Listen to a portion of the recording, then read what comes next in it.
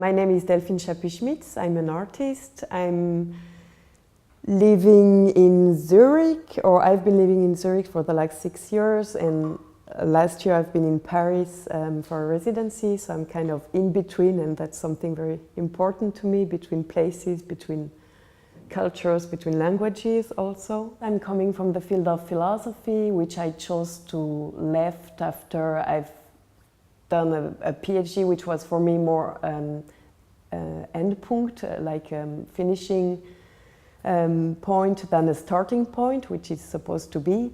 And for me, the questions and the problems which interested me in the field of philosophy, which are mostly questions about language, about meaning, it made more sense to pursue this kind of interrogation and this kind of reflection by artistic means. So then I've turned to the artistic field and to an artistic practice where I still works with text and language as material. And right now we are in the library of Museum Hauskonstruktiv. I've chosen this place because, of course, books are very important to me and it's often a starting point of my works.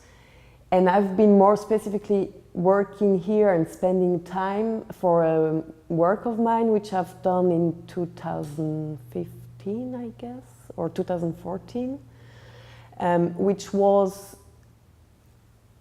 an exhibition, but kind of a parallel exhibition in the whole museum, not only in the exhibition spaces, but also in the staircase, on the facade, in the cafe. How do I position myself in the art world and in society more generally? I see it, I have the chance to have a position at the Zurich University of the Art in the Master Transdisciplinarity, which is something very important to me on different counts. First, the students at this master are coming from very different backgrounds, not only visual arts, but also architecture, photography, music, dance, and so on.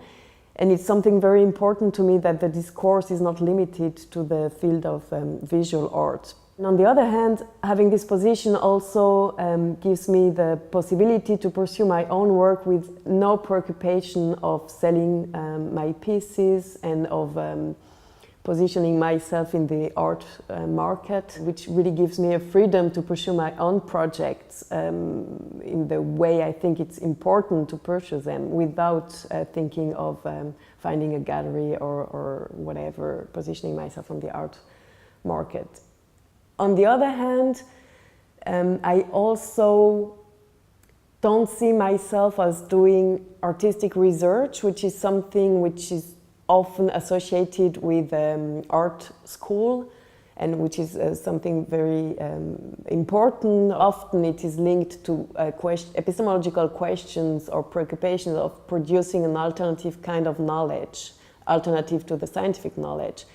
And I don't consider myself as producing any kind of knowledge. What interests me is more offering the possibility of reflecting on your own position, on where you stand in a certain situation, in a given environment.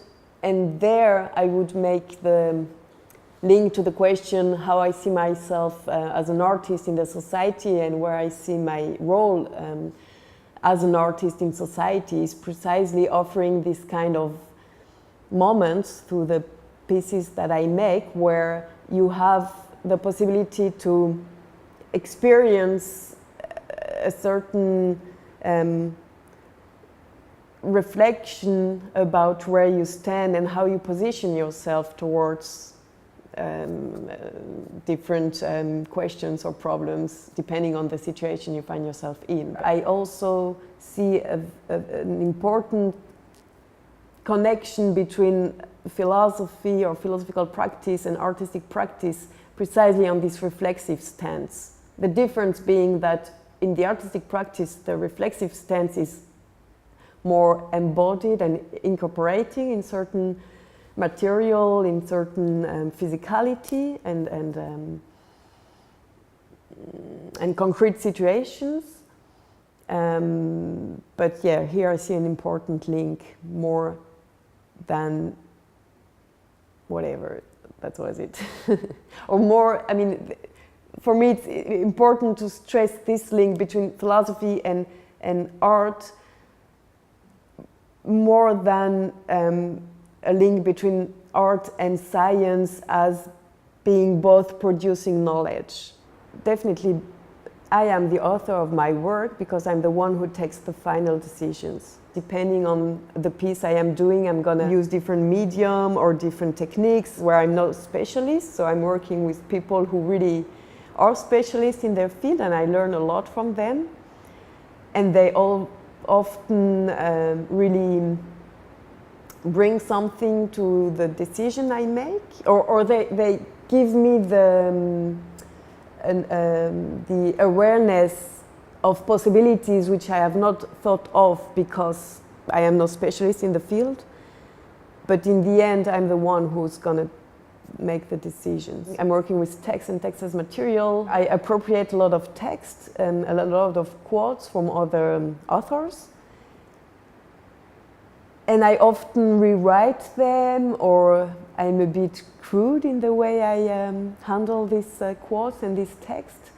I'm the author of certain